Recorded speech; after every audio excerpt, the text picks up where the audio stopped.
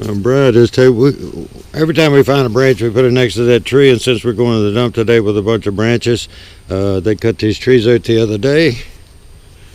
And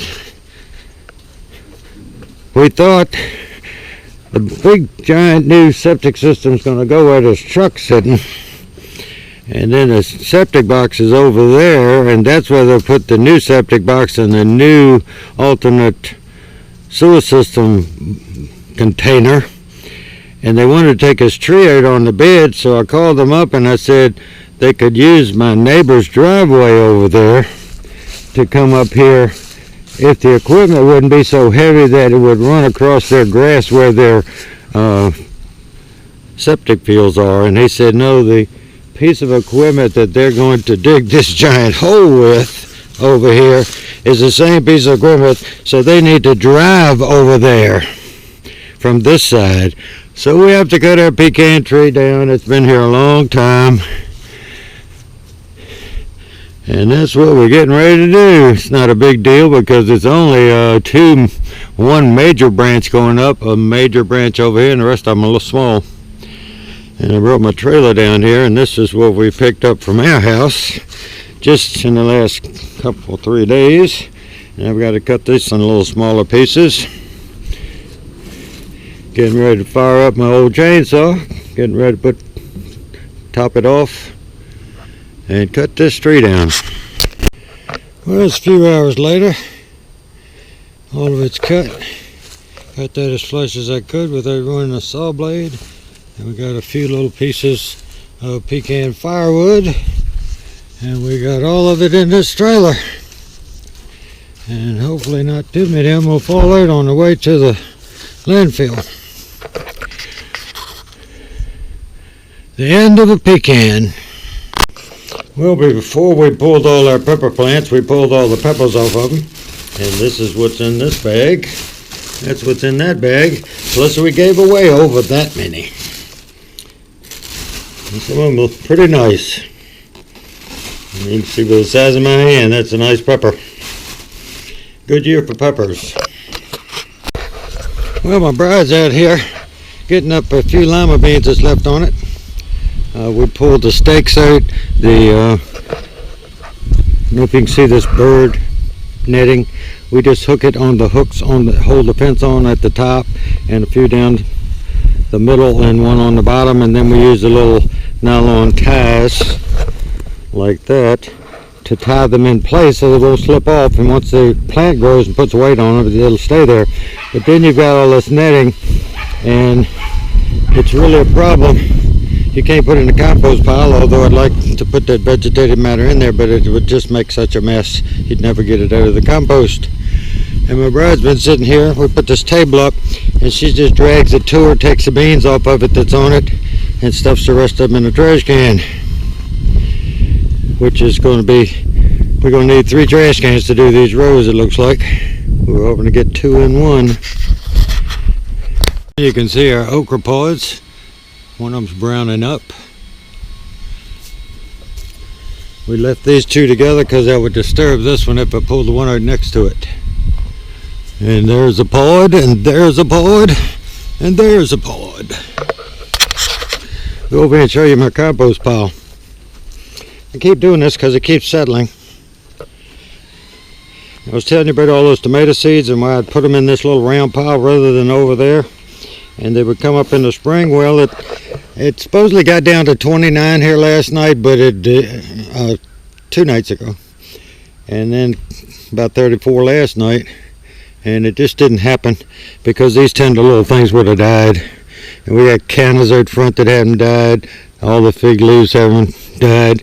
But look at all these tomato seeds that have come up.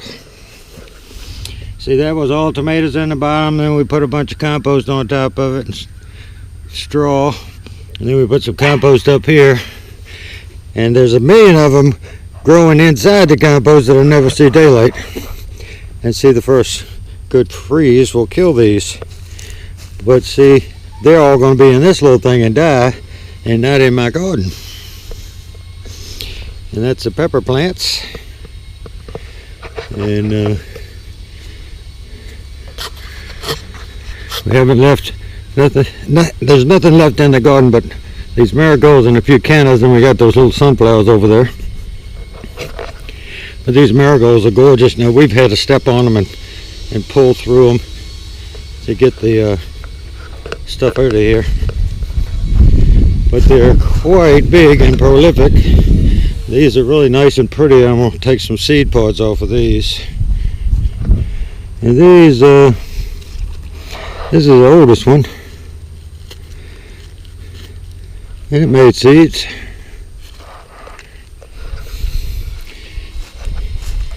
And that's just a beautiful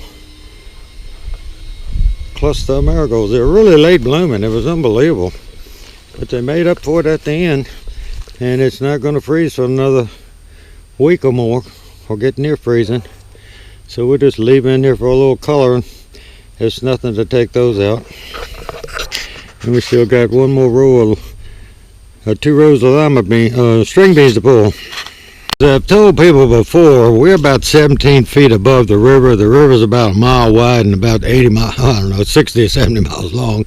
So if you get cold air here, it's going to go out there, and the coldest air is heavier, so it will go out and set in that river. And then a lot of times in this early frost or late frost, early frost in winter or early frost in the spring, where you may have something ready to get hurt, all that cold air will go out in that river, and sometimes it saves us, because that river temperature is probably still 55, 60 degrees. There's so much mass out there. And see, we have these coleus in here that I never got around to planting or selling, and they don't look the worse for wear. At 19, they're 90-some% water plant. At 19, they would have croaked. And I got to take these home and put them in a greenhouse. They did quite well. Well, it's about 3 o'clock on the East Coast. I've got this section full of leaves. Since my mower blade is shot from getting up all these leaves, I took it and lowered it down and ran through here and cut down the tops of the weeds. Once you put the leaves on them and they compost down, those weeds will die. We're leaving the marigolds, and I finished this section part of the way. And here are the trash cans full of their beans with the wire on them. And we got pine needles up, I think about 10, 12 days ago, maybe 2 weeks. And in case you think I'm kidding with you, I said there have been times you could not see the ground, the grass. And there are places that you can't really see the grass. And in another 2 or 3 days, you won't be able to see those bricks. Our bride swept that off a little bit. But all this was up. And hopefully this will be the last time we get up pine needles. Still haven't had a good freeze yet. These dahlias need to just have a taste of freeze. I wouldn't want it to get down, 25 degrees, but I wouldn't mind them hitting, just below 30. They need a little taste of coal to set the buds to send out the shoots next year.